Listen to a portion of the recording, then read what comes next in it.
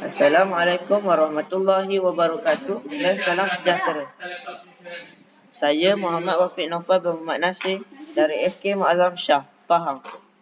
Hari ini saya ingin mempersembahkan projek Minecraft Education saya yang bertajuk Explore Pahang. Dalam projek ini, saya telah membina sebuah dunia yang menggambarkan keindahan negeri Pahang. Saya membina bentuk muka bumi seperti bukit, hutan, sungai dan laut, supaya dunia ini kelihatan seperti Pahang yang kaya dengan alam semula jadi. Di zon selat sungai, saya membina 3 tempat menarik di Pahang, iaitu Kamera Highland, Gua Senyum dan titik tengah Semenanjung.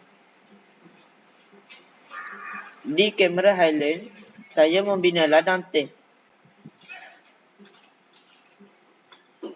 Di Gua Senyum, saya membina hutan dengan pokok-pokok besar dan gua dan laluan perawat. Di titik tengah Semenanjung pula, saya membina tempat berehat atau tempat pelancong.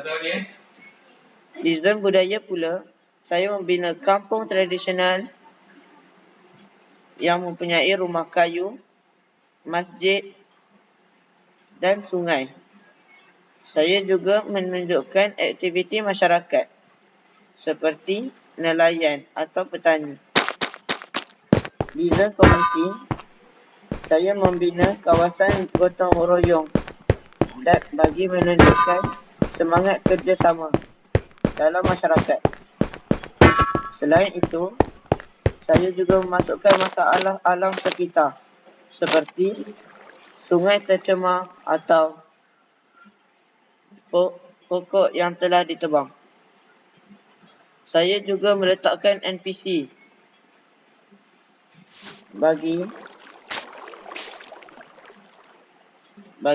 dan papan tanda untuk memberi maklumat kepada pengunjung supaya dunia ini lebih interaktif dan mudah difahami. Harapan saya, projek ini dapat memperkenalkan keindahan Pahang kepada pelawat dari dalam dan luar negara. Sekian, terima kasih.